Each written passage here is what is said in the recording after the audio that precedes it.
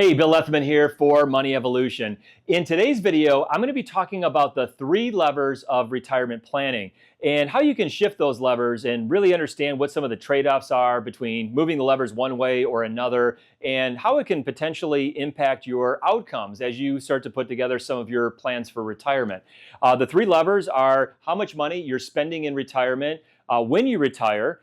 That's going to be a big factor in there. And then how much money you're saving between now and retirement. I'm going to get into details on all 3 of these things in just a second. But before I dive into that, if you want to learn more about what we do at Money Evolution, you can head over to our website, moneyevolution.com. We've got some great free resources there, and we're building out an entire blog and a financial resource center where you can learn about all things retirement planning, financial planning.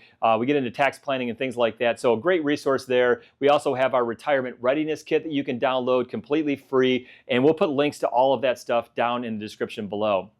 All right, so let's dive right in. So number 1 is going to be when you retire. Number 2 is going to be how much money you spend and retire. And if you think about it, those are really 2 levers that you can swing. So I always tell people, I could retire tomorrow if I want, and I'm sure you could probably retire tomorrow if you wanted to. You may not necessarily like the amount of money that you're going to have to spend in retirement. And so those are going to be the 2 most impactful levers. So if you want to retire at a certain age, it may very well be possible. In fact, I would say that it would be possible, but it may depend on how much money you want to spend in retirement. And that really comes down to really the priorities and some of the values and some of the things that you want to do in retirement. And I guess the way that I would think about this is you want to look at what you're doing right now. How are you doing in your current job, in your current environment? Are you in a job that you absolutely hate and it's really the most important thing is to get out of that job and to get to retirement as soon as possible? Or do you have a job that you kind of like and you don't mind going to work, and maybe it's worth working a few more years to get a little bit more money saved up and to have the ability to spend more money in retirement? So those are sort of the trade-offs there. So if we think about when we want to retire, in fact, I just had a client that we talked to a couple weeks ago, and we were talking about doing an early retirement, and it was really kind of just not quite there. We were coming up a little bit short on his ability to do what he wanted to do in retirement. So we talked about that a little bit. And again, that trade-off is, well, you could change your spending. We could reduce cost that you're going to have in retirement, or you could delay your retirement. And sometimes delaying retirement by even 1 or 2 years can really make a huge difference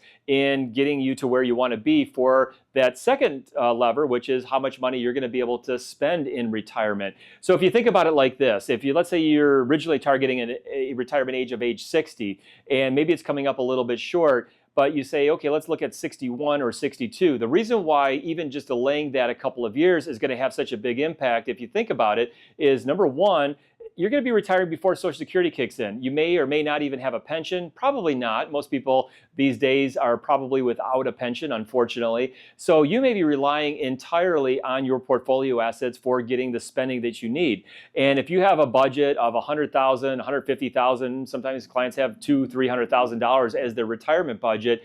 Having 1 year of a delay in retirement means there's $200,000 or $100,000, whatever that spending is, that you're not taking out of the portfolio.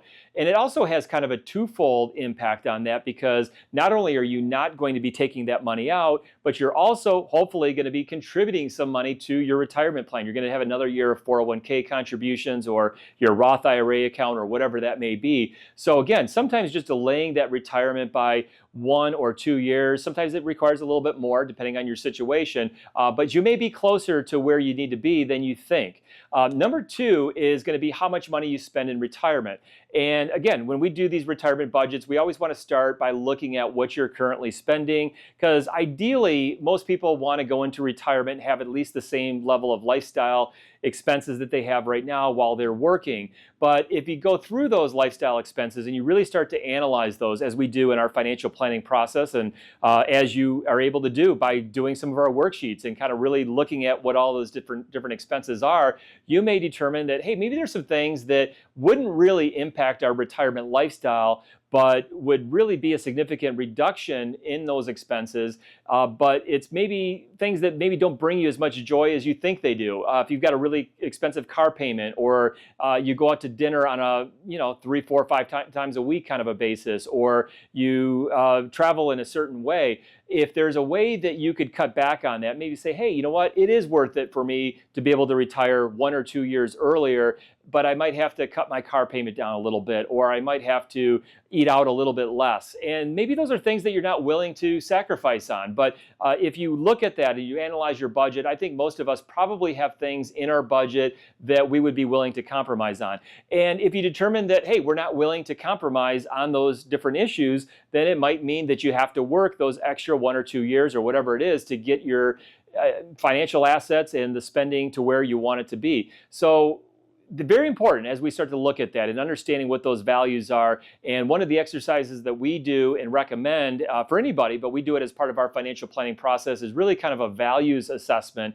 And what do you really want your retirement to look like? And what do you like about your job right now? What do you not like about your job? Is there options for doing some kind of a part-time work? We've had many clients over the years get part-time jobs. They work at a golf course. They do something that's kind of fun, volunteer somewhere. Maybe that doesn't pay, but anyway, you get something that's going to keep you busy, number one, but also be something that could potentially get a little bit of additional revenue on. And that's going to be different for everybody depending on what your capabilities are. Maybe doing some part-time consulting or doing project work is a great idea for many people. The third thing is how much money you save between now and retirement. And unfortunately, though, as you get closer to retirement, the amount of money that you save has a smaller and smaller impact for two reasons. One, you have fewer years that you're going to be saving that additional money. And two, the amount of time that you're going to have for that money to grow between the time that you put that money in and the time you might need it for your spending. So the younger that you start with that additional savings, obviously the better off you're going to be. You've got the time value of money and the power of compounding that's going to work, so you can build up those retirement accounts there. But really understanding this and kind of working out the details of the things that are most important to you is really what I wanted to convey here. So we do this again through a comprehensive, detailed financial planning process. We do that at our high end, our Money Evolution plan, which is a $4,000 plan that we go through and really get into some very specifics and tax planning strategies and Roth conversions and looking at retirement withdrawal strategies, very detailed. But we also have something we call the Retirement Time Machine, which is combines a little bit of DIY.